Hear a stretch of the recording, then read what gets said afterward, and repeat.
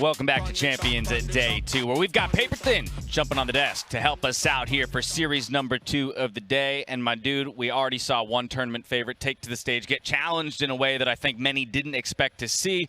And lo and behold, we're treated with another tournament favorite stepping onto the stage next, with Sentinels taking on Furia. Yeah, I mean, this is going to be really exciting. Sentinels, of course, is going to be the favorite coming into this. There's no doubt about it. They're an excellent, excellent team, top to bottom. They struggled a little bit, of course, at Masters 3, but I think for them, a lot of it's just going to be readjustment, coming in with the right mentality, and really coming into this tournament, you know, focused on winning and not kind of dealing with some of the outside stuff. And talking about, you know, kind of that step back at Masters 3, in a weird way that kind of mirrors the conversation we were having around Gambit coming into the first series of the day, where our last, you know, kind of opportunity to see them play was a disappointment, I put in air quotes, as Shazam said, our worst performance so far, and yet they still went pretty far. I feel like it's Groundhog Day for me on the desk. I was on the last desk, I'm on this desk, and I'm like, yeah, another redemption story for one of the favorites. I'm all about that life. I'm about it. We also replaced one man lacking hair with another man lacking hair on the desk. Yeah, we always have to point this out, don't we, Paper Thin, every time we get on the desk. I mean, I just wanted people to understand that I am not actually Ryan Central or Tom.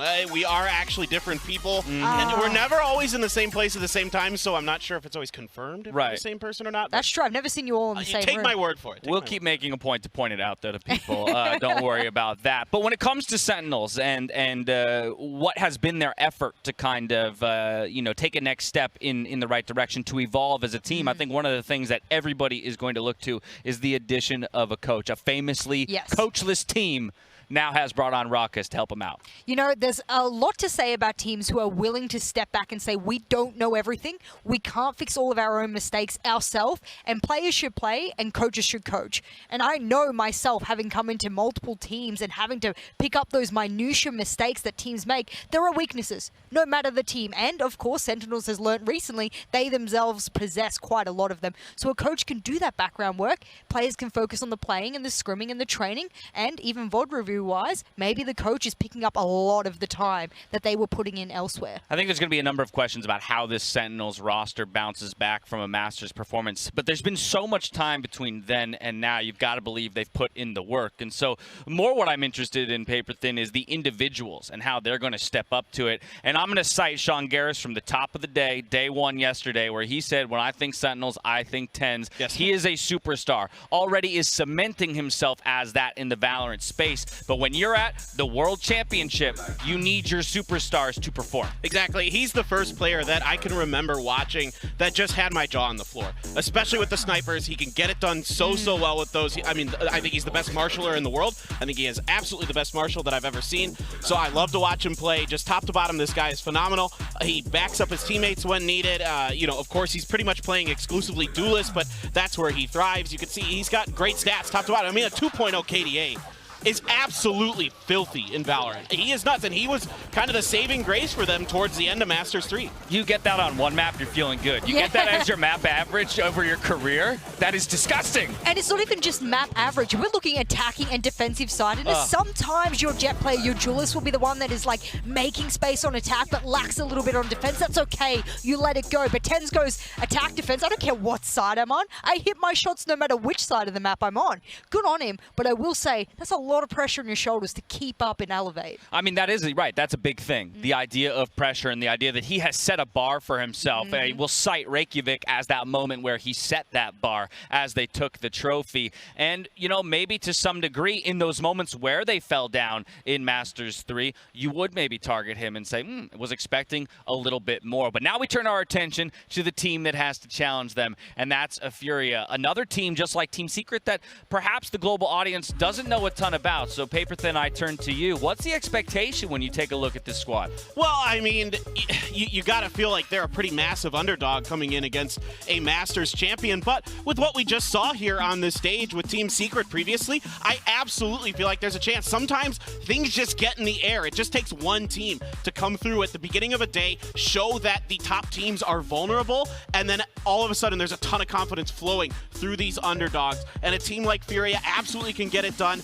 They're they're fun to watch, to be honest. I really enjoyed watching them at the South American LCQ. I thought they did very, very good, especially Khalil, in my eyes, was really the star for this team. Really does a great job playing off contact, being that second line of defense or offense for these guys. And absolutely, you got to watch this guy. He's been pretty much exclusively playing Killjoy, which is kind of interesting. He hasn't shifted to anything else as of recent times. I mean, he's played a lot of their stuff in the past, but he's been exclusively Killjoy recently. All right, so Khalil, we got a beautiful shot of him, last guy into the arena there as you're talking about him, but his matchup today, you mentioned the Sentinels, you mentioned the KJ in particular. Well, guess what? On the other side is another Sentinel Titan. And that, of course, is Dapper. I mean, look how dapper he's looking in his photo, too. They're always exuding confidence on the side of Sentinels. And if you're looking to the side of Furia, Khalil has to be the guy that is going to match up here with Dapper. For those who don't know Dapper very well, and I argue you should probably know who he is by now. He's made his presence known. Cypher, Killjoy, Viper, and Sova in the past 10 games. That's not a bad agent pool. Yeah, well, while the ACS may not match that of TENS, we called out a 2.0 KDA. And so I feel like we have to do it again. Sportin' One himself there is Khalil. So again, looking at him to be a difference maker for Furia if they're going to look to make the upset possible. Yeah, he doesn't play point of contact very well. That I would say that's kind of a weakness, but he's a Killjoy player. That's not what he's expected to do. He's expected to be the follow-up behind Xan. Well, a lot of times he's the second player right behind Xan, covering for some of Xan's failed entries, and he's solid. He's always popping heads. He's always being in the right place at the right time. He recovers well when his team is faltering. He's the first man that's kind of rotating over quickly to help if things have gone awry, and he's really heady. I really like the way he plays. He covers his teammates very well. He lays down cover fire at the right times, at the right points. He's a really smart player. So here's my question. Where are the holes for Sentinels that Furia can attack? Because ultimately, if I reference the first series of the day, I talked about how Secret might be the explosive team and that Gambit might look to control. And in fact, the success that they found in map 1 came from control, I think more so than it did explosiveness. Sentinels, I feel like, is a more explosive squad. And so I would naturally think, okay, you're looking to control them. You're looking to, stop those first frags, the first bloods that maybe TENS is looking to find. But at this point, I feel like anything I expect is going to go the other way. Yeah, absolutely. I think coming in with expectations is actually the weakness that would come out for both of these teams. I don't think coming in and trying to quote-unquote counter-strat or anti-strat, as some people would call it, is the way to go, because we've seen how that went, especially with Team Secret. They brought it to their opponents on map 1, but then all of a sudden adaptations happen, and you have to adapt to the adaptation to the adaptation. It's just like this adaptation cycle you can't break out of. Instead, how about you play your own game? I want to see what Furia has. Show me what you are. Show me your identity. And Sentinels, whether or not they can adapt to that or not, will be the question. I like what you're talking about here, the identity. The identity for both of these teams as of recent times has been attacker side. They both have gotten a lot of their heavy lifting done on that side of the coin. So I feel like for Furia, it's really going to be all about getting kind of pressure on the attacker side. They have to have a successful attacker side, and then can they have a better defender side than Sentinels? I think that's going to be really, really challenging, and a big part of that is, of course, like you mentioned earlier, Dash, TENS. He is great on both sides of the coin. That's what makes part of what makes Sentinels so difficult to deal with. Of course, a lot of this is also going to come down to the maps that we end up on, and so about to head into our map vetoes to figure out where these teams want to play. I just love this AR that we get, by the way. I always have to point it out, whether or not I'm in the green room or I'm on the desk. This is absolutely amazing. It never fails. It just never fails to just make me feel great. You feel like you're really in some kind of virtual space with this, and whatever the first ban will be, I believe it might be Furia. It is going to go to Furia. Yeah. Whether or not, do they do a comfort ban? Do they do a target ban? I asked about the identity before for Furia. This will set the pace for me as to whether or not they want to play their own game, or they're a little bit afraid of their opponent's end. It's going to be Bind being the first one off the board. Okay. This is just, I think, Furia just not comfortable. They haven't played this map in a long time, so they just, with this roster, I don't know if they've ever played it. So I think this is just them just being like, look, we're not really feeling this. Icebox is a pretty solid map for Furia, I think, coming out here from Sentinels for the ban. So this is, I think, pretty not out of the ordinary for both these sides, especially Icebox has been really wonky in this tournament so far. Hey, I'll just say this from a viewer perspective. Bind, Icebox, 2 maps that we've already seen today. Yes. In a certain sense, I'm happy to see them off the table. We're going to get some new looks, and that, of course, map 1, Ascent for Furia, is going to be the first of those unique maps that we see today. Yeah, it's good that Ascent will come up as well. I wanted to highlight that Icebox ban as well, because the last time Sentinels played it, I think they got 13-2, 13-3'd by G2. They didn't have a really nice ride on that map at all. So for them to get rid of it, I'm not surprised, and it's setting the pace here about who's playing what game here in the map vetoes. This is a game before the game. That is what the map vetoes are, and this is what they're going to be able to set the pace with Ascent and then Breeze. Oh my goodness. Favorite thing, Breeze. We talked tens. I mean, I am having flashbacks to some wicked rounds from him in previous tournaments. And again, it all starts on the pistol rounds. If they can get a win, it doesn't matter if they get a win, to be frank. I mean, the Sentinels are going to be getting those marshals out early, setting the tone, setting the pace, and then you start funneling the big gun over to tens, and he just starts taking names. And you know, it's a lot of other things going on here. You know, maybe Dapper on the Viper, these types of things that also set up the plays, control the space. But yeah, I mean, I know I feel like a broken record talking about tens, but Breeze is a map that is specifically meant for players who are good with snipers, good with long range, and he is arguably the best in the world at those things. Oh, go ahead. No, I was just going to say, Fracture going out, not going to see that map again. Fnatic kindly put it on show for us yesterday. At least we've gotten to see it once. We did, but Split to follow. Okay. All right.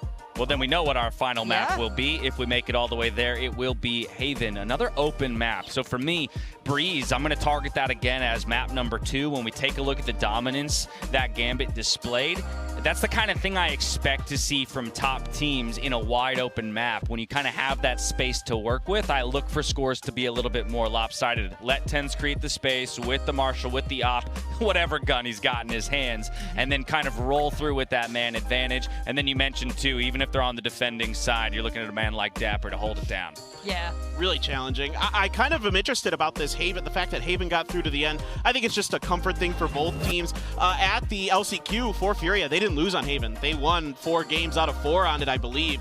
Or whatever it was, they won all of them. So it's a really strong map for them. They have a good map pool in general, but yeah, this is a pretty good one. But it's going to come down to Ascent, right? Like this is where Furia is going to have to get it done. And they do something a little bit weird on Ascent, where they do bring a Sage, which is pretty unusual these days. So at least in recent history, we'll see if that is going to continue to be the case. We'll talk a little bit more about that in just a minute. We got all the maps locked in. Of course, map number 1 is Ascent, and you brought it up earlier. Attacking half is going to be hugely important for this Furia squad, and so Sentinels having side choice, interesting that they go to defense. They're going to put the ball into Furia's court and say, okay, come at us right out the gate. Let's see what kind of firepower you have in your back pocket. I like it. It shows confidence. It shows the mentality that I think that the Sentinels really need to have coming into this. That for me was the big thing I underlined here for the Sentinels for this event, is mentality. And I liked how we talked about earlier that there's the coaching staff being brought in. Like, you know, Jess is bringing up great points about how important, how crucial that is. But also, you know, you can see that these guys get a little bit flustered. They can get a little bit tilted. You'll see it out on social media. They'll kind of, you know, shoot a few things off here and there. But I think for them, it just needs to be come in, come focused, assert your dominance, and take this over. It's not even just that for me anymore. If they're coming in with a coach and they've worked on their mistakes and whatnot, there's extra pressure. You've got your coach sitting 3 meters behind you, watching over your shoulder like a hawk. I mean, I sounded like Sky there. I just realized what I've done, boys. Do not point it out. That's going to get clipped, and I am the new Sky voice actress. My bad. I love it. No, I will say that is an extra added pressure to you. And if mentality has been worked on, which I hope it has been, it's why you bring in a coach. It's one of that secondary part of being a coach. Then you know full well that there are methods in play to be able to deal with that. If you see someone tilting, break the ice. Make sure you get the screams happening, the air fists, whatever you need to do. I want to see that, but if they're quiet, I'm going to be a little worried. Now, admittedly, this is a minor curiosity for me, but Sentinels famously a team that doesn't really go for the tack pauses. In large cases, because they didn't have a coach in previous tournaments. So Shaz has been pretty vocal about, like, I don't need the tack pause. I've got that communication kind of constantly flowing with my team, and I'd rather keep the momentum rolling forward. I'm just kind of curious. Will we see many if they find themselves on the back foot? Will they need that kind of reset, and how much of a role will Raucus play in terms of turning them around? I think it absolutely has to come through. I don't see any world where it shouldn't. I mean, whenever you need to get that reset, you need somebody to inject some kind of reason into your minds, because whatever you're thinking isn't going well. You know, maybe something wonky comes out with the agent select and you're not quite adapting to it properly. You know, we've seen the Sage here from Furia. That's on tape. They should kind of know what to expect, the way that they use these walls to block off some of the flank angles, some of the mains on takes and retakes and things like that. They should be well prepared for that, but maybe there's a KO, maybe there's something else coming through that's going to catch them off guard. Well, maps are locked in. We're going to take a quick break, but on the other side, we're heading into map 1, Ascent of Sentinels versus Furia. Catch you soon.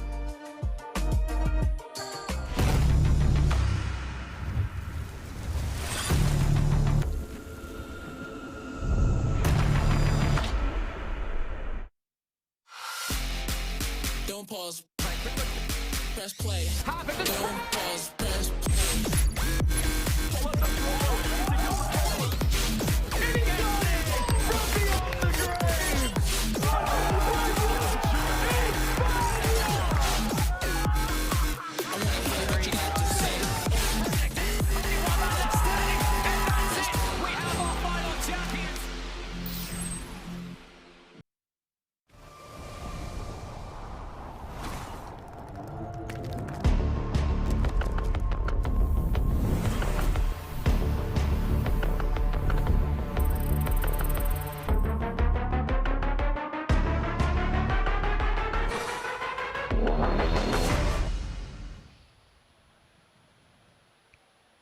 Welcome back to Champions. As we narrow in towards map 1 of our second series of the day, it's Sentinels versus Furia, and we're heading to Ascent. We've already had the Sage call out by Paper Thin, and I love that kind of setup when it comes to what Furia might bring to the table. But what about Sentinels? Because this was the map choice for Furia, so we know they have a game plan if that's where they want to take us first. I think the question remains, how will Sentinels respond? I think the biggest thing for me is to not set expectations since in the past 10 times they've played, it has not been on the radar for them in any way, shape or form. Ascent could change for them. I don't think, like we saw before in our previous series, that there'll be an opportunity for them to change their identity too much. I don't think that's on the books for them. But what I will say is there should be a safe play here by Sentinels, but I don't have anything in the past 10 games of them even playing this. I like that then. That means we've got some open questions heading into that first map for Sentinels. And so time will tell. The teams are readying up right behind me. So let's dive on stage. Let's meet the teams before they dive into play.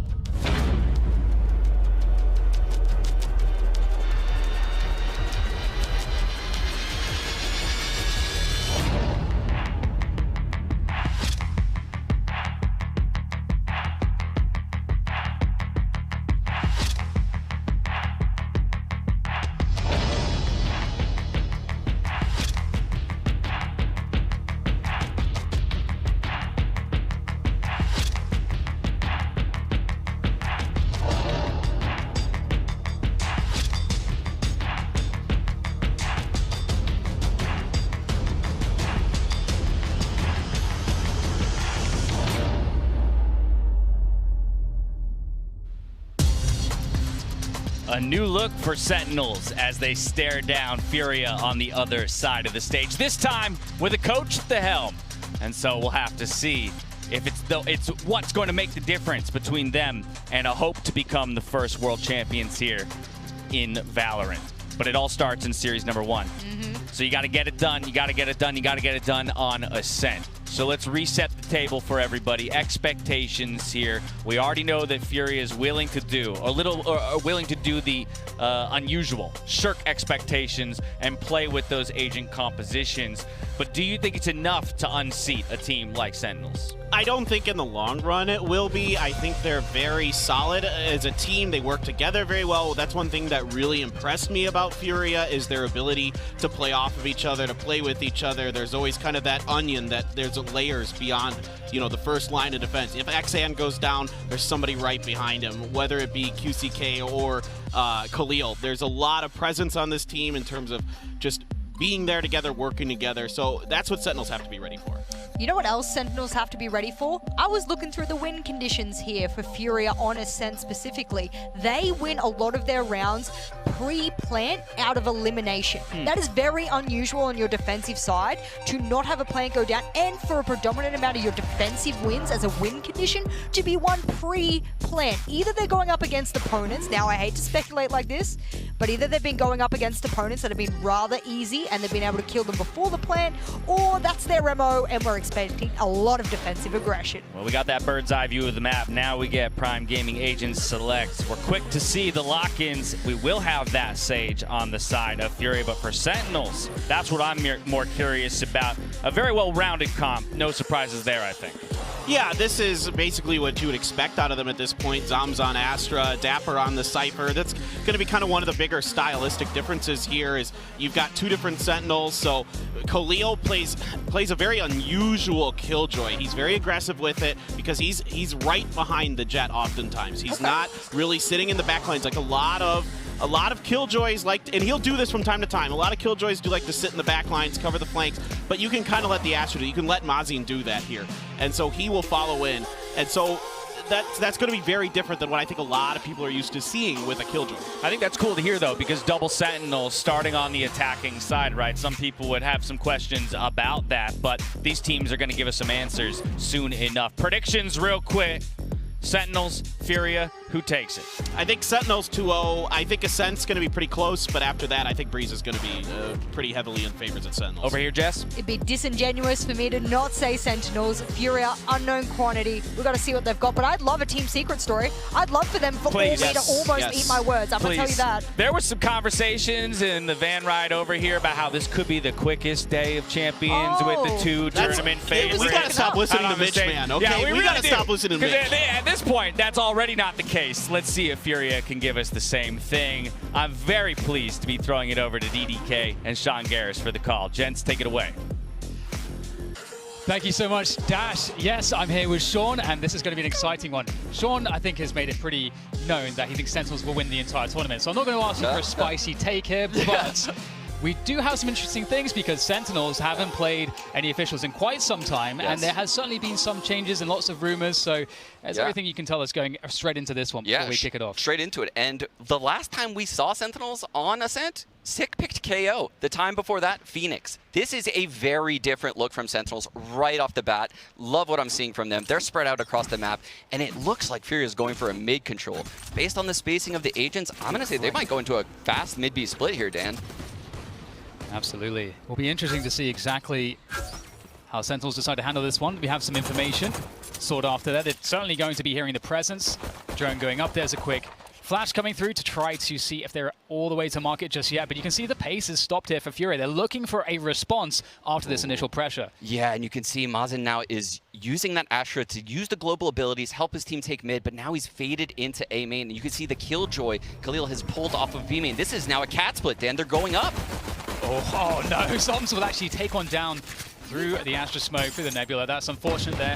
Exan will fall, and it is slow progress to the site here, but QCK able to pick off one. Spike looking to get planted on the site now. Retake effort is coming through here. There's a quick flash, and Sentinels will be slowed slightly by that Nano Swarm. Perfect timing on that one as they look to go for a quad peek all the way up from Rafters here. And Tens, of course, kicking things off quite nicely, finding a quick headshot. The return, though, from Furia as they look to hold this one, but two players stuck, isolated underneath Rafters in hell. Shazam will make quick work of NCR, and it's looking like it's getting a little bit tight here for Sentinels as they're moving in.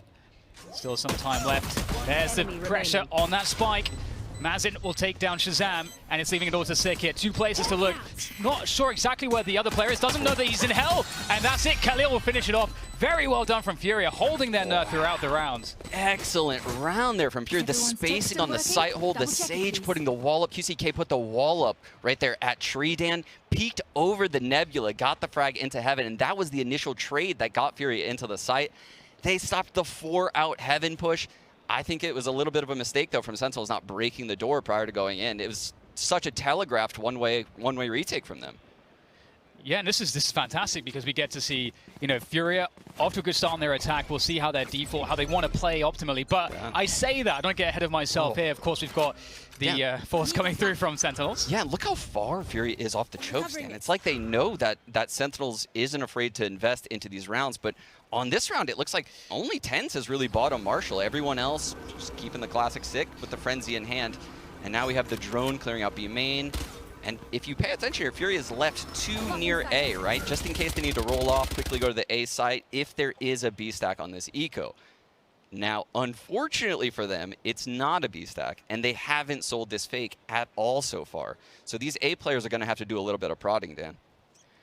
Yeah, and this pacing is an interesting one because you've got to be careful not to shoot yourself in the foot by just running out of time when you're playing the anti-eco here, and I do fear for Furia in this position.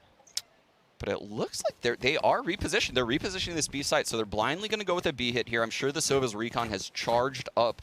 There it is, yep, and he's going to shoot that probably into the site any second now. That'll give a ton of information. The site's empty. This is going to be a free take, Dan. And I'm curious, is Sentinels going to go for the frags into the site, or are they going to try to box them in, get some exits, and do some economic damage? Yeah, I feel, especially as they are Sentinels, that they would want to try to take some fights here, and they're actually all gathering towards spawn. So it's feeling more committed as opposed to boxing them in here. All 5 players coming through spawn in towards that B site. How many will they be able to find here? Of course, there is another Nebula there that is blocking vision. Suzanne will get a freebie through the smoke as Dapper falls. So it's looking quite labored and not really seeing all that much promise here so far for Sentinels in this one. There we go, Sick finally able to get a little bit of damage, but just 1 frag so far. And in fact, Furia happy to go for the challenges. Losing 2 players now, but as you say, Sean, this is really what they were looking for here, Sentinels. As Tens gets another opportunity, but of course the shutdown is through, and that's the 2-0 opening here for Furia as we move into their 3rd round. Yeah, and it's the little things, right? The Jet Bladestorm adding an extra orb in this patch relative to previous tournaments that we've seen Tens play. If he got 1 Marshall kill right there, Dan, all he would need in this round is 1 frag and then his death, and then you had a Bladestorm in the following round. That's not the case right now, so he's far off of Bladestorm, and if you look here, he doesn't have a great buy. Going into the first gun, I think that's a Guardian in his hands with a bunch of Phantoms out, so no Operator in play yet. Yeah, and you can see that Furia have not really invested here either, kept what they had, just shoring it up with a couple of Sheriffs. Mid presence here for Furia. They do like to put pressure on this mid position and to deny the attackers from, or rather, sorry, the other way around. Furia likes to deny the defenders mid control. And you see in this round in particular, Marzin's just going to walk up with the Sheriff by himself. Yeah, and yet again, Dan, look, if the Sentinels gave up A main control, they're playing it in the blind here. They're stacking 3 to the A site because they have no info. So if you look over at this B site, Shaz is here all alone. He does have the Cheese Odin spam ready to go, though, Dan. This could get ugly. Oh, I'm so afraid. Oh, God. I'm so afraid for Furia. And there it comes, but looks like he'll pull off of it. They are too deep, so nothing from the Odin. So the first hurdle has been passed there for Furia, but still looking to make their way forward. They've managed to get a 4th position on Xan with that Jet dashing in, and now the rest of them starting to file into the site, and great headshots coming through off of this Sheriff, no less. And that's a huge opening into the site. Spike planted. Sentinels in a very difficult retake here, Dan. 2-on-4, but the trade frags come in. Brings it down to a 2-on-3. Both players from Sentinels far off their ults. Turret spot Sick on the way in. And this will probably allow them to reset. They might have to save, Dan. Yeah, not looking good here, but you can see Dapper's looking for some amount of damage. And he's going to bait somebody out, and there we go. Khalil will give him what he wants, and a beautiful cleanup coming through from Furia. 3 players surviving. Khalil's even picked up the Odin. Sean. Oof. Yes, Sentinels is going to the Brazilian barbecue, Dan, and they are on the menu right now. This is not looking good for the boys. Man, losing the bonus early, I constantly am preaching about this. Those bonus rounds are pivotal if you're a pro team. Losing them early on in the games can cause things to snowball out of control. The ult economy will build for your enemies, and their economy is going to build with that. So you're really in the hole now if you're a Sentinels player. Yeah, and you can see in this particular round, they'll be looking for some early openings around Catwalk. They've got a setup there. They're leaving Shazam alone towards that B site. Has some Cypher util from Dapper to help him, but otherwise it's a stack towards this B site, and they would be correct here because here comes the push from Furia into the A site. Wow, Xan absolutely no fear whatsoever, able to convert, taking Raptor's control just briefly. Caution here. The spike still needs to go down here. This is looking a little bit scary with the pressure from Sentinels coming through, but you can see that Furia are slowing it down. They've got the weaponry advantage, the utility advantage. They're playing it as disciplined as they can. Yeah, they're going to sit on these ults too. They're going to build them, like I was saying. You know, that's going to make their following rounds so much more easy. Oh, what? Zand spraying blindly through the smoke as the door breaks. Takes out Sick. Man, he's definitely been the most impactful duelist in this server so far, Dan. Yes. That's not what you want to see if you're a Sentinels fan. Those are, I mean, of course, the frag doesn't really mean much in the scheme of things for the round as we see it cleared up by Furia, but those are nice ones to get because you feel awesome when you get those, and as you're talking about, building up the confidence for the duelist is always important. So the question here now is, how does Sentinels answer back? Do they get the operator on 10s? How do they get him more involved in the game? And yeah, I think I just saw right there. He has the operator in hand. They're still going to keep Shaz in this B site most likely, and we're still probably going to see, you know, Zoms over here at A main. But I would really like to see Sentinels fight for A main for once. Yeah, and one thing we have to be cautious about, well, Sentinels should be, is these fast plays from Furia, fast AB splits. We'll get the drone likely going up mid as well. They like to make sure that they can clear that position, keep the pressure on the defense by taking mid away. So the drone goes up early on here for Furia. And they broke the trip, Dan. It broke the trip for Mazen, so he's now lurking mid with no trip there. But here goes Tens. He's looking for information. I think he's heard a step. Oh, there's the dash. Oh my god, able to get out of there. Cosmic Divide comes through. A delayed exec onto this B site. Oh, what a shot there from Xan, and it is beautiful early on here from Furia. They have come to play. That is so sick, Dan. Oh man, this is insane. What a round from Furia. They completely demolished Sentinels with just pure class and skill. Prime Gaming flawless nonetheless, and not a single Brazilian player falls in that round. Argentinian as well. They look incredible. Tens had a sitter though, right there. That's one we expect Tens to hit. Maybe the nerves coming to him, opening match, a little rusty. But they need Tens to perform. This is a team that heavily relies on one player to perform, and we've just come to expect it now at this point. Yeah, and it's really smart too because Furia were representing a slow default, and they were ready to just pounce on an info gathering play like we just saw. They got lucky that time Furia, that Tens was there in that particular instance, but back to the anti-eco. We've got Sheriffs on board here for Sentinels on the defense. The pressure comes through towards A main already. Zand, oh, it's just beautiful movement. He's making this look incredible so far on this jet. And I am just afraid for Sentinels watching him, his POV at the moment.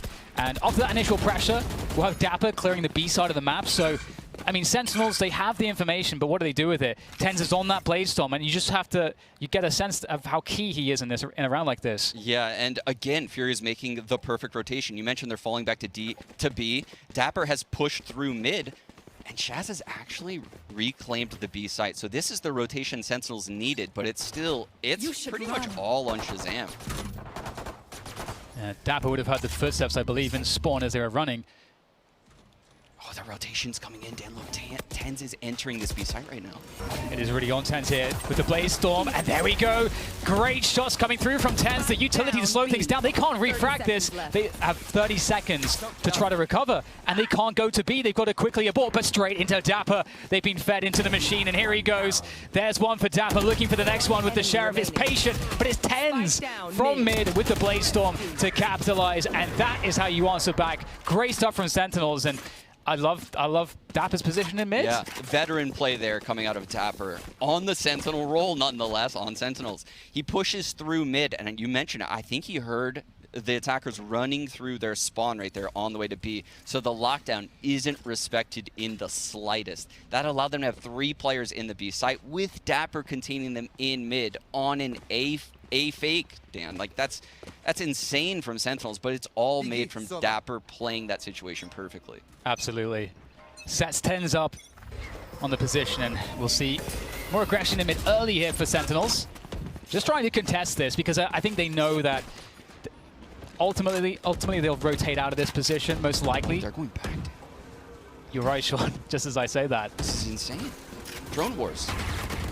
The drone wars, and it's Furia to pick up the opening kill there. Tens goes down. That's a huge pick off immediately. Oh, a second! I don't think Sick knew anything about that angle there, and early 5 versus 3 in favor of Furia.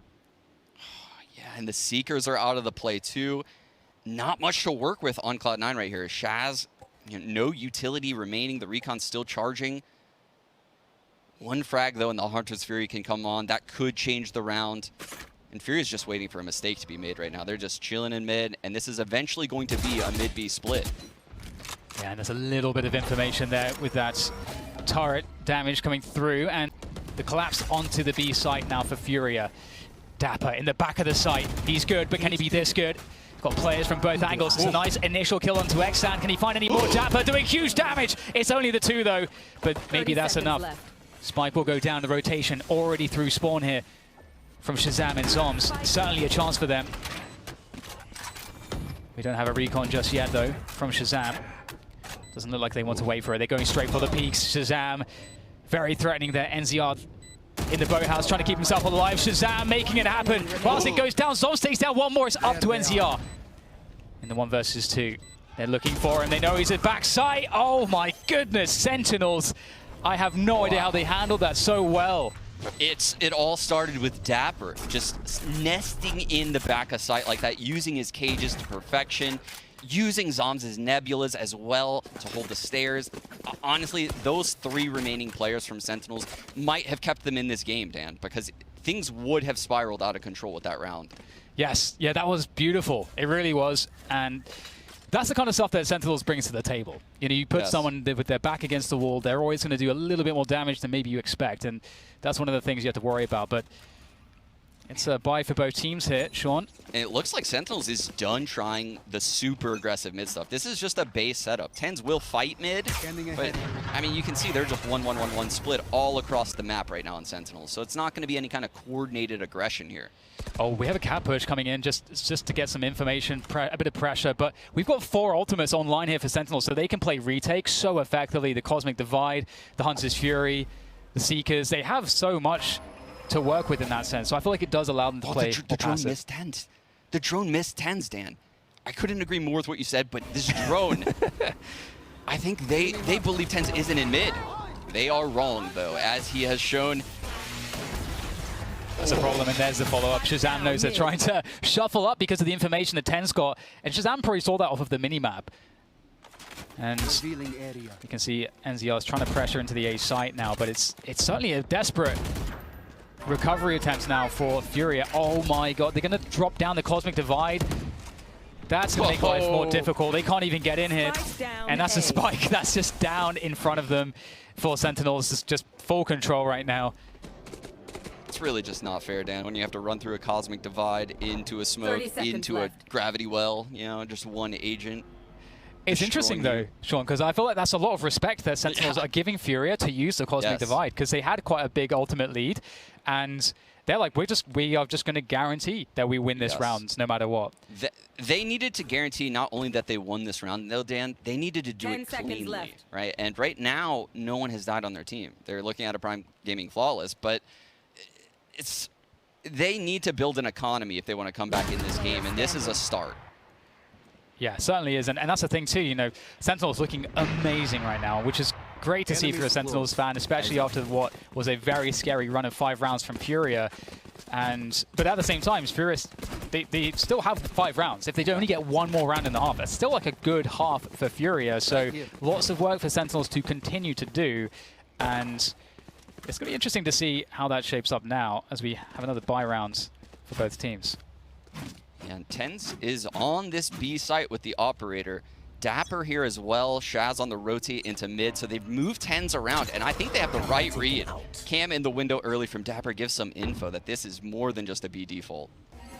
Yeah, that spot there, I think that kind of blew up this opening for Furia. They're just holding position now, looking for a response in mid. There goes that drone. We saw that before. They've done this before. They drone mid, and then they delay push, delay exec into the B site. But the counter drone from Shazam gives all the info, Dan. No one is in mid, and he knows that, look, he's rolling into the B site. They're going to have a 3-stack here before a frag even goes down. Oh, the bait setup, though. Dapper's got to get something, but nothing. He gets absolutely nothing. And the same story for Tens. And that's a free B site now. Here coming through for Furia. And Sentinels, they're in a lot of trouble here. I'm not sure exactly how their money is at the moment, but this is a scary position to be in. They've only got the Seekers for the retake. Sick with the pickup onto Khalil, trying to set up in a forward position. We have a long rotation around from B main, coming through from QCK, looking for the craziest of timings. It really could be insane too, Dan, because he has the res, and if both of these Sentinel players end up in the site, that could come into play. There we go. There it is, coming into play. Shazam will take down QCK. There's 2 players left here for Shazam to try to find, but he's on Sova. This will be difficult here for Shazam. No util to aid him, and there's the peek coming through from NZR. They'll finish off the round. Sentinels made it look scary at the end, but wow, that's a crazy one for Sentinels to lose out on. Yeah, that looked rough, right? Because they had all of the information. All of the cards were visible to them there, right? They had the right reads. But again, the star player on the team in TenZ has that first shot, and it's just not landing right now. Which is crazy, because I was looking at his ACS before that round. It was 233. Yeah. XAN's average ACS in the last 90 days on a Jet only is 230. Like, this is a bad game for TenZ. That's how much of a star player he typically is. And you can see TenZ this time going for that early A-main aggression, but we get great util coming through from Furia in that early setup to win that early control. They pick up the orb as well. So early victories here for them, and they've... Oh, never mind. Never mind. The rotation through to B here for Furia as well. But that's the lockdown gone, and that's a huge problem. Yeah. Shaz knows this player's here. He broke the cam, and now the recon has not pinged him. That means Shaz knows this guy's aggressive. Mazin's aggressive in B main. The res is definitely coming in here. We're going to have a 5v5, Dan, and it's definitely ending in this B site. The wall's going to go up. Is Shaz going to be ready for this? Yeah, that's a good question.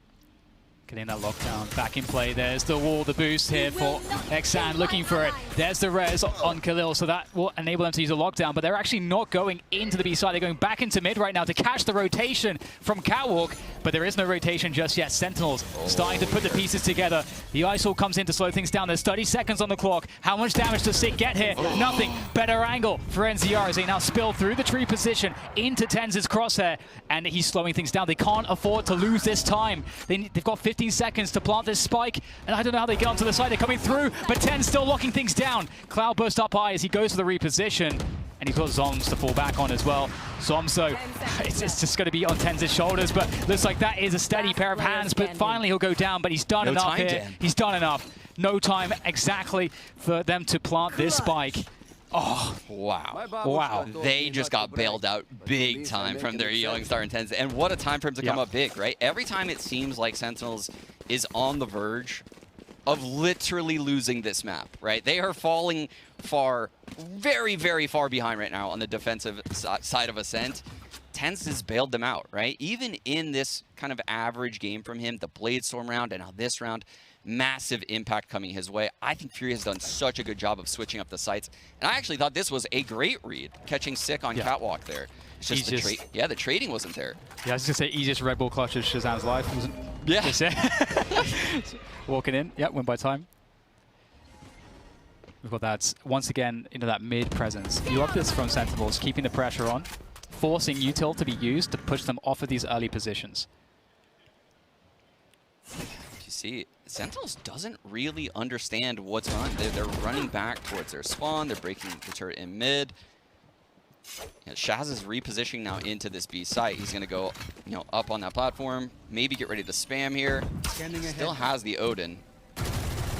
Out of charges. Yeah, Khalil has that lockdown that they were going to use or were thinking to use for that previous round. So it seems like they want to get the lockdown play in again. That was an interesting little... Shaz just used a shock dart, and like you said, this lockdown's here. It's not going to get broken. Oh, I think Shaz has been tagged. Yep, he'll go down. That's a big Hunter's Fury coming through there from Fury, but still have Dapper in position. Can they take down Dapper? They can't get past the angle just yet. Xander at the back is looking to do all of the damage. He'll take out Dapper. That will unlock his other players to get into the site for the take and for that spike plant. But 30 seconds left. TenZ is ever dangerous. He looks for a timing. There's a swing from Spawn, and the Cosmic Divide comes through defensively for Furia. Quick flash there from Sick, looking to try to gain some position. TenZ will take down one. It's looking quite labored here. but still good chance for Sentinels as they try to make their way forward. Sick able to take down one more, and a very desperate push from QCK, trying to find the timing, and that leaves it all down to NCR. They know that he's locked out by B main, and here comes the pressure. There goes the defuse. NCR gets one. Does Sick go for the stick? He tries to go for the spam. He has to run it down. I don't know if he has time. Sick not coming off of that defuse. My God, Sick with nerves of steel is going to win that one, and Sentinels pick up the round. Wow, just the jump, Dan. Just the jump to get on that ledge was enough time for Sick to finish the defuse. I thought when he switched to the Phantom, it was the perfect play. He would catch the defuse. Everything was going perfectly, right? Wow. That is so I feel like Sentinels is so lucky right now in this half to have 5 rounds, Dan. Yeah. They need to buy a lotto ticket or something after this game. This is unreal, some of the clutches they have won in this half. And going into the last round of the half, we have not a very good buy coming through from Furia. We'll have to see how they play this one out. Tens will take out that Blade Storm, see what he can do with it in this final round of the first half. We have, of course, Control for A main with Furia.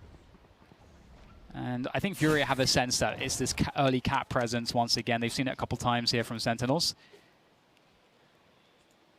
Spike dropped. Triple setup on Catwalk. And I think at some point this round will probably go to Catwalk, because every time there's been a heavy top mid presence, that's where the strat goes. Yeah, Furia with a slower pace than perhaps you would expect against Sentinels. Dan, I will say the Nightmare Fuel is that quick walls off this tree position. He's done it before. So they can single off Tens and then just leave these two out of the picture, and the A side is theirs. That could very well happen right now, because we are grouping for a Furia cat hit. Yeah, they're looking to set up an info trap here as well with this pause. I think Furia, they're looking to catch Sentinels playing over aggressively, but they're not doing it there. Content with this. Oh my God, that's disgusting from Tens. How does he find a headshot there? Picks Xand out of the sky, and now 4 versus 4. More frags from Tens. It absolutely is the Tens show right now. And what does Furia do here? They managed to get the spike planted. However, Tens is still alive, and that is obviously a problem. Here he goes, tries to find the pixel angles with that Blade Storm, but Marsden will take him down with the Guardian. 1 versus 3, and, well, never mind. Sentinels pick up the final round of the first half, and they're going to equalize here, 6-6. And let's not forget, we had a 5-0 streak early on from Furia. A 5-0 streak with so many man-up scenarios after that too, right, Dan? It feels like this is at least an 8-4 half for Furia, but it ends 6-6. Both these teams are tied, and honestly, I don't know what Sentinels has in store, because like I mentioned before the game, we haven't even seen Sick on this roll on attack side of Ascent. Yeah, we saw some great stuff from Furia and also from Sentinels. It's feeling like a very great matchup so far, but now it's time to go for a quick break, so we'll hand it back over to the desk.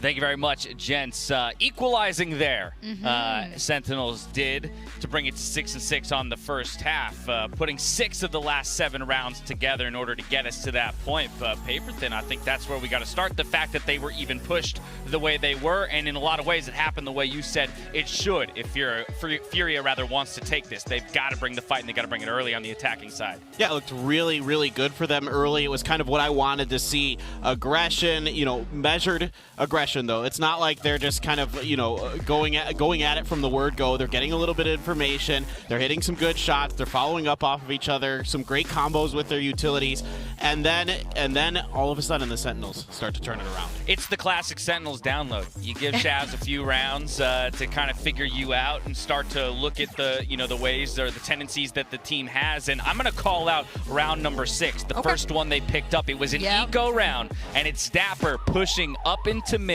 to get the positioning, to hear the footsteps on the KJ, ult fake over on A, catching them on the way to B. That's really where it all started to turn around. You don't expect someone that deep. You don't expect anyone to hear you as you're running around. You're like, oh, this A fake, that's so easy. No one's going to tell. We're running around. We should be in. And then all of a sudden, there's multiple defenders waiting there like, how could they have known?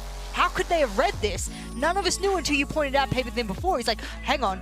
I think one of them was pushed up deep. He heard the footsteps. Imagine that's how you lose one of those crucial rounds, and it's very expensive as well. And while it was Dapper with the positioning, as the rounds went on, it was TenZ who was finding the shots. He's top fragging for the team. We called him out at the top of the day. It's got to be the superstar. If you're going to take the World Championship, this is the guy who needs to perform every step of the way. Yeah, he was a little cold to start. You could tell he was having a little bit of trouble dealing with these coordinated, aggressive pushes, especially on the B side. They move him over to A. They put him in some good positions where he can start getting some frags. He does a nice job in middle. He gets undetected there that one time, gets the free op shot onto Khalil. He's doing a lot of nice stuff, and once he gets that ops in his hands, he's so nasty to deal with.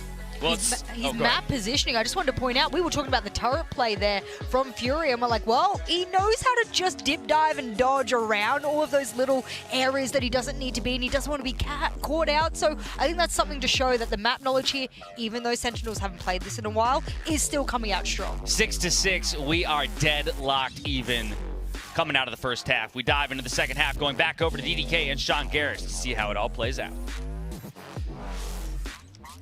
Thank you so much, Dash. Absolutely. What a match so far. Without TenZ, Sean, without TenZ, I fear what would have happened to Sentinels in that first half. But they rally it back 6-6 as we swap sides.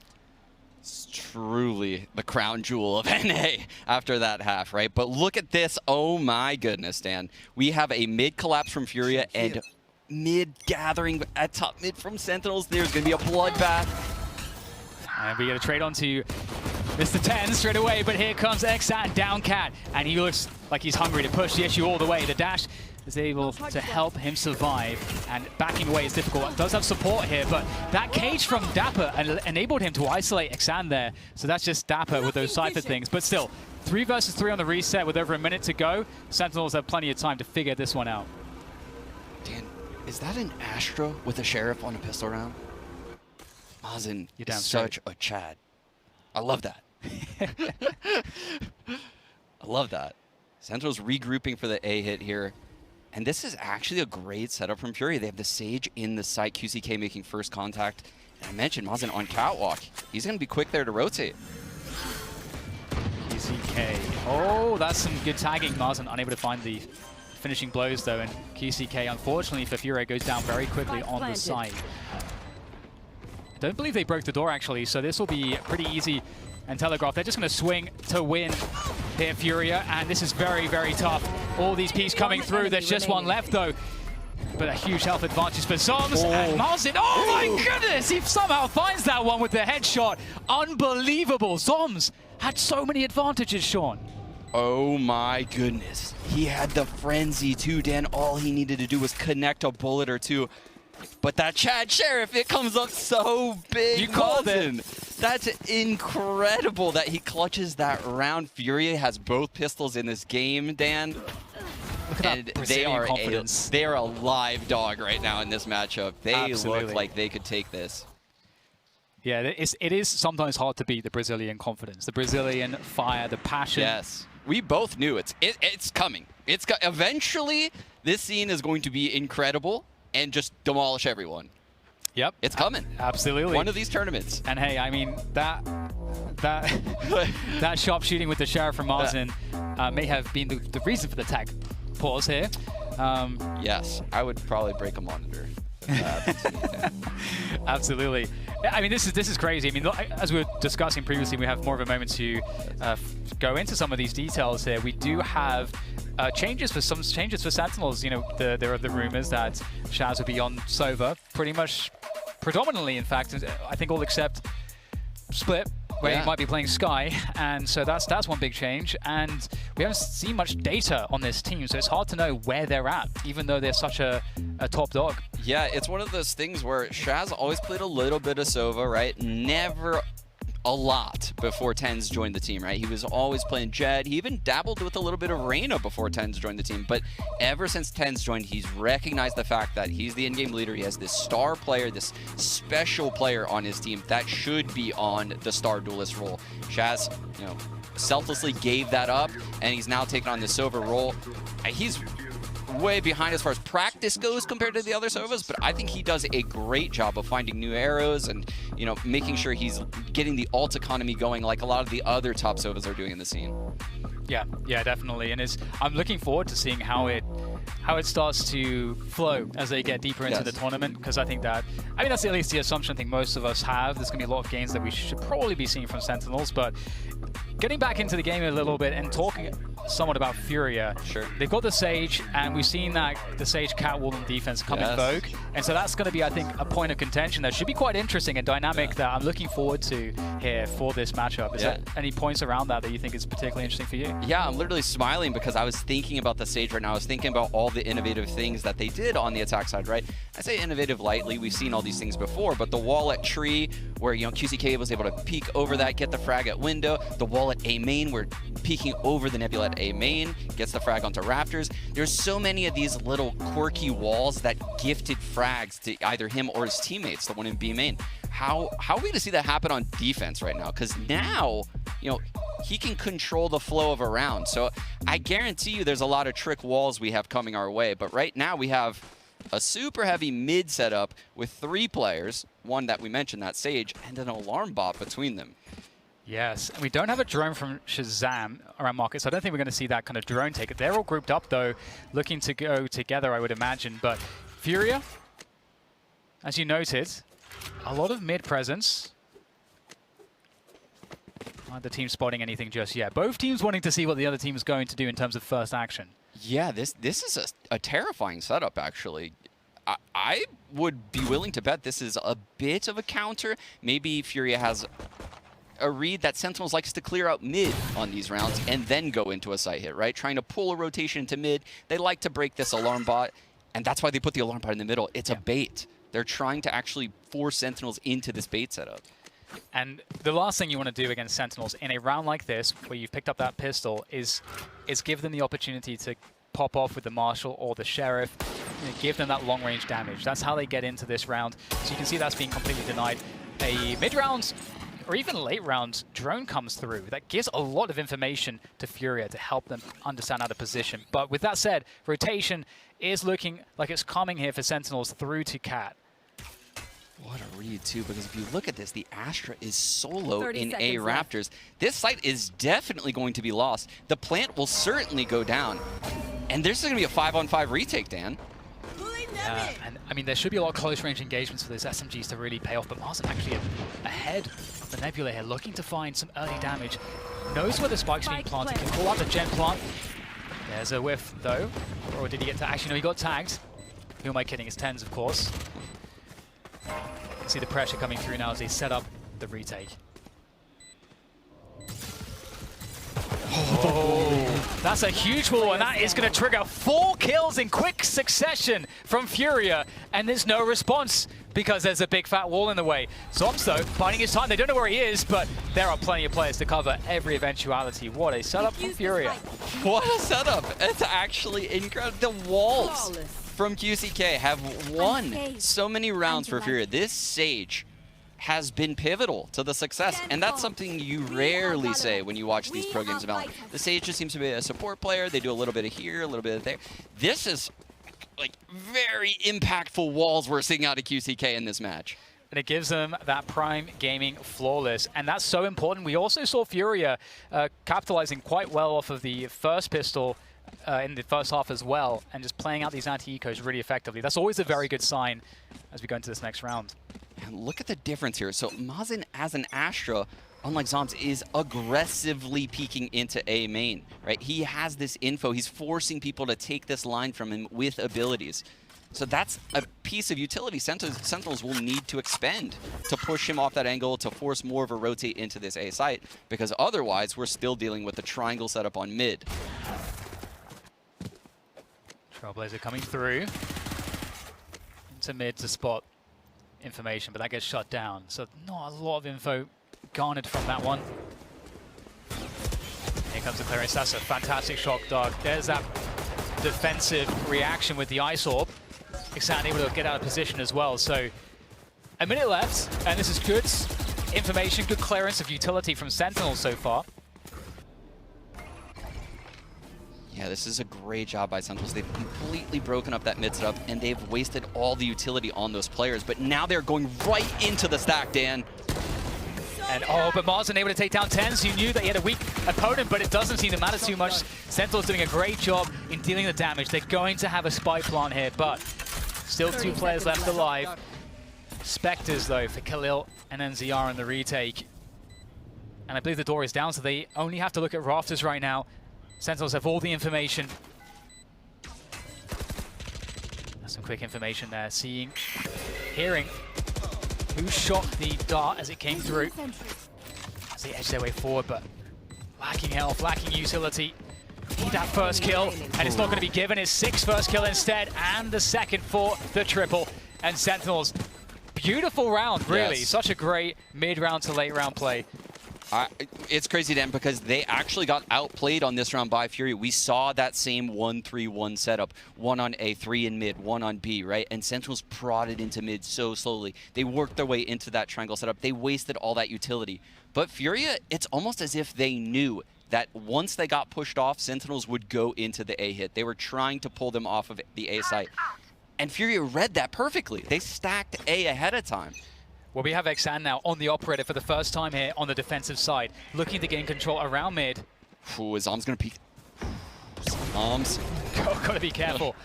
That's gonna take. Oh, actually, Xan gets tagged by the drone as well. And then, oh, look how quick they are behind that. Straight up into market with the Seekers. Sick looking for the entries. Catches Khalil without the gun in hand. They're so quick. Xan, though, still on the site. Still with the operator. Rotations coming in, and they're trying to slow this one down. Furia are trying to slow it down, and the Cosmic Divide, that might slow it down enough to allow the rotation to come in to help. Reaction, though. Either that or it's created a prison for these B players, Dan, because now they're trapped behind their own Cosmic Divide. Yeah, not a good look, and you know that they are completely boxed in, so there goes the spike all the way to the A site. So you like the idea, well, the idea is cool, the reactive Cosmic Divide to buy time, but after those 2 kills in spawn from Sentinels, it just fell apart. But can they keep the operator alive? That's the mission right now, but Zan walks straight into it. They were never letting him out of that cage. Dear God, Dan, the amount of utility that hit Xan that round was incredible. It was insane. He got hit by what? A trail, I'm going in reverse here. A Trailblazer, a Nova Pulse, a Gravity Well, a Seeker. Got tagged by the drone as well. Tagged by the drone as well. I mean, what a round. The Initiators just tore this man up. Yeah, the timing was so fast from Sentinels. They just, you could see that they were caught completely off guard. Khalil just holding util by the boathouse there. So yeah, really problematic, but 8-8, we're all tied up, and it will be an eco for Furia. That round broke their economy. And we've got a fast B movement from Sentinels. And speaking of catching people off guard, actually, it looked like Zap out of timing. Oh no, Khalil finds one as well. They can't capitalize. Sick tries to trade. Khalil! Through the cloud burst in. How dare he? Woo! That is 2 crazy. on 4 now in Furia's favor. Now they don't have a lot of guns to work with, but Khalil has, he's farmed this lockdown. Absolutely bodacious plays from Furia on the defense now. Sentinels have to recover that spike. They've got no other options. I mean, I don't even know what you do if you're Sentinels right now. They have to get a frag. Maybe Shaz can pop a blind Hunter's Fury, or maybe he can get a little bit of info. They managed to grab it at least. There's 50 seconds. I mean, the problem is that Furia, they have to assume that Furia has pushed other parts of the map. Yeah, but the first mission here in this type of scenario, Dan, is get the spike with a lot of time on the clock. And the reason being is you have to allow that seed of doubt to form in the defense's mind. They have to think that you fell back. And that's just not happening because, as you mentioned, the Furious top. Well, the actual top mid, but the frags are all going Sentinel's way. They've actually now, they forced their way into advantage now. This is, officially they have advantage now. 2 versus 2, better weapons on the afterplan. Here comes QCK. The cheeky shot's not working out for him or his teammates, but Marsden could perhaps change the story. Or maybe not, it's been spotted now, so this is very tough. However, Shazam is 1 bullet away, but is he ever peeking? He doesn't have to. He's playing a setup that his Zoms will take first contact and then Shazam can peek.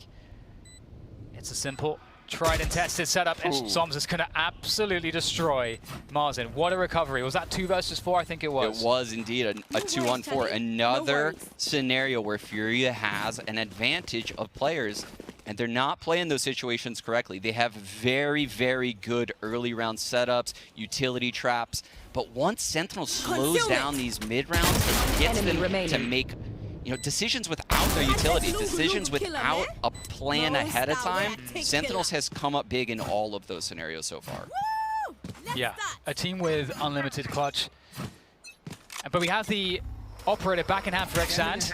He's looking for that mid jump peak. And he will get tagged, unfortunately, and unable to hold that position any longer. And in the meantime, Sentinels taking some space towards B main. Furia win A main control once again.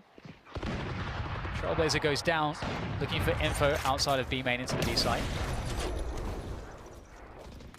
There's that cat wall as well. Yeah, and Sentinels has taken B main. They're trying to force the Sova to rotate over to B to help out Killjoy. They've done that. They have done their goal, and now they will go back to A main and try to take this engagement. This is a very dangerous situation for Marzen because of all of this initiator utility. And with that wall still up, it gives Furia an easy understanding that they don't have to look towards cat just yet. There comes out Hunter's Fury, the flash as well to Marzen, but he's totally fine. Dodges the Hunter's Fury. Very nice. Seekers come through from Sentinels to try to entry into the site here. And looks like they may be to push things back, but there's Xand. Oh, he doesn't get one. That's crazy. Very unfortunate there for Xand and Furia. The Sentinels start to spill into the site, and there goes the spike planting as well. And they've got a great hold here. This is going to take a lot from Furia, but they are just losing absolutely everybody. Look at Shazam go, and Sentinels will shut it down. And that's a huge round to win. That's where you want to see Furia come back into it. Yeah, that's just one of those classic veteran rounds, right? You can feel it all throughout the round. The trip is set up over at A. They're trying to fight a little bit for mid control, but they're really, really pushing back B main. They're fighting for the orb. They're trying to filter rotations into this B site. And once they feel like you don't have the info at B, and they've almost forced in their minds a theoretical second player B, they're going to hit A. And they did. They used both of the initiator ults. The Hunter's Fury comes out, takes out quick. The Seekers come out, find Marzen. And the site just falls so quickly at that point. That was a fantastic round by Sentinels. Yeah, it truly was. I mean, we're seeing a lot of great stuff from Furia, but certainly the experience of Sentinels is shining through at the moment. And I think for the sake of context, it is worth mentioning that for Furia to have a solid chance of winning this series, their best chance, they have to win the first map. Going into the second map, you would have them at a big disadvantage, as in general, we see that permaban being bind, but Breeze is a map that they don't tend to play too much in general. So this is certainly going to be a better look for them than their average Breeze game. Yes. So we'll have to see what happens when we get to Breeze. But from what we know and understand right now, there's a lot of pressure on this one for them. Exactly. I hate to look ahead, but yeah, like you mentioned, they haven't played Breeze since, I think it was August. It's been a long time. So we still have a lot of rounds here to play, though. 10-8, Sentinels in the lead. But they finally have this economic advantage, the round advantage, and you have to feel like all of the momentum has shifted into their favor at this point. I totally agree with you. And so do quite well off of these pistols previously. See if they can do it again, although they can close that one. Oh, Sentinels. I was going to say they're playing that kind of very passive anti-eco setup in the early round, and there we go. We get a catch. Marzen goes down towards A main. And this stand is just, this is what happens when you run a default, right? And what I mean by that is Zoms has done this every round. He's played super passive around A. I even pointed out earlier, he gave up A main control, right? Marzen's kind of wondering in the back of his head, can I just push through this? Is anyone here? I mean, you would hate to go through the whole match and have there be no one there when you look back at the VOD. So he tests it out here, gets burned, and now look at this 3-on-5. Shaz runs. Wow. What? He just doesn't give a damn. Spike planted. Doesn't give a damn, Shazam. The man through the smoke, but it's going to be tough to get some damage from this one. Sentinels, they saw the Brazilian confidence and they're meeting it with some of their own. It's a nice little frag at the end of it, and if we're going to get a comeback from Furia, well, we've got 4 ultimates. They're ahead on the ultimate economy, and so if it's going to happen, it has to be now. Sentinels on 11. This is now Furia's best chance to get back into this ascent. Yeah, and I think they really need Xan to come up big. He had a lot of key moments in that first half where he was creating space, getting some first bloods on some of those rounds in the first half, but he has been absent in this second half. He's having some of the same struggles we saw TenZ have. But I will give credit to Sentinels. Their initiators and the utility they have used across the map has helped that tremendously. Yeah, we can see that. We've got Sage there, QCK in market. 3 players here, quick to a response on the defense for Furia. Oh, Xander's in a dodgy position. Oh, they'll shoot out the Trailblazer for him so he can get the pick onto Dapper. Beautiful early setup there from Furia. There goes that wall in mid. What does that tell Sentinels? They're starting to rotate very quickly to Catwalk.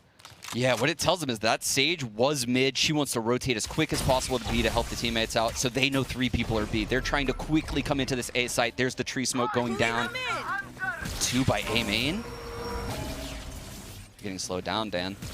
Yeah, the Hunter's Fury comes in too, trying to catch them going through toward tree, but 50 seconds, there's actually a lot of time for Sentinels still. They walk through. Oh, the angle from Khalil is great, and Marston's there to back it up. It's TenZ on the other side of it though. And it's just TenZ and Zoms. They're split. 1 A main, 1 Catwalk, and time is against them now. 40 seconds to go. A full rotation from the defense of Furia on this A site. They don't have to give anything here. They can force Sentinels to go deep, but Xan wants to take control of this one. But there's still TenZ, and he has a Blade Storm. Again, not much time there. TenZ needs to get the action. And they're going to give it to him, and he's going to get caught by NCR. Beautiful finish there from Furia. We said they had to win the round. They do so only expending 1 of their ultimates. So they're still in good stead moving forward. 4 people alive. The operator remains in Xan's hands. That is the perfect round if you're looking for Furia to win this game. Sentinels has a lot of money to work with though, Dan. They're going to be able to buy this round and potentially another round after this due to the Blade Storm on TenZ. So Furia has their work cut out for them right now. They're going to need to string together rounds. And Sentinels, they're spreading out in this base default, and Xan's going to get aggressive on B again. Can he find anything? Oh, we know that Dapper wants to do it. Waiting as long as he could, hoping that Dapper would peek behind that Trailblazer, but no. Dapper knows better, and there goes the drone, and Dapper's going to try to deal with that one. Everybody else evacuates, and we'll get a fast rotation from Sentinels towards A main. A main has been Marsden's territory, and they'll hear the pickup of the ultimate orb. Yeah, and meanwhile, QCK has taken control, B main walled, and is on the wall. All of the info, Dan. The stack is coming into A right now. And this is going to be a tough one. The Cosmic Divide will block off that Raptors position. That'll commit players from Fury to drop through. And you can see the Sentinels are beyond the angle. They're able to defend, but the lineup comes through. But Marsden only able to find 1 from that one. And now Furia, they're in so much trouble here. They're in so much trouble. Do they try to commit the weapons into this one? Will they have enough for another operator? I don't know.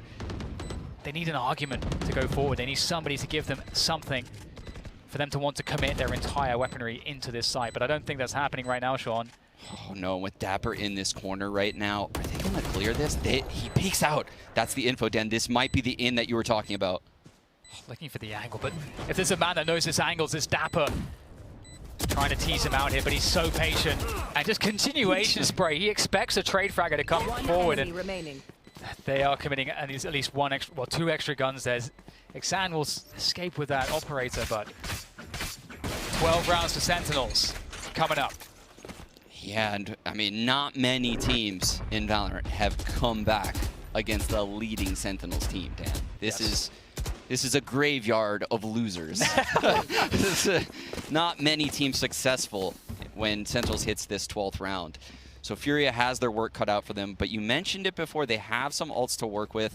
The Res is there, the Blade Storm is there, they have an operator, the Lockdown's there, the Cosmic Divide's there. They have so many things to work with, right? Yes. So 3 rounds is not out of the question. This is not an impossible comeback for Furia right here.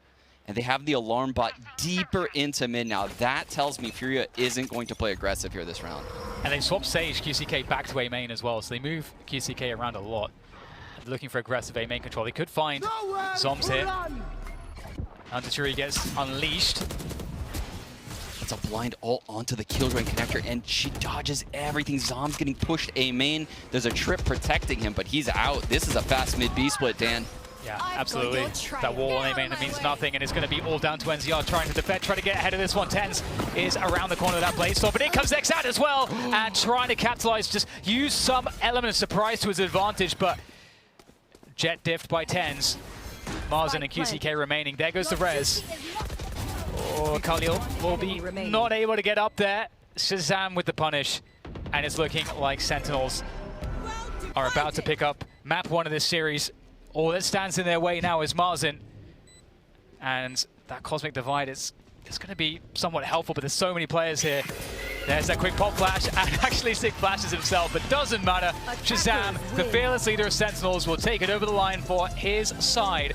It was a noble effort by Furia, but we needed just a little bit more. Yeah, that was an incredible showing by Furia. I thought they looked like the better team up until maybe, 15, 16 rounds into the game. But once Sentinels got their footing, stabilized, the nerve shook off of Tens maybe, they really settled into this game, and they looked really, really solid tactically on the attack half. Yeah, and it's interesting, right? Because we haven't seen Sentinels, the addition that's playing at Champions just yet. As we had mentioned previously, not much data on them. They're definitely a team that everybody's watching out for in this tournament.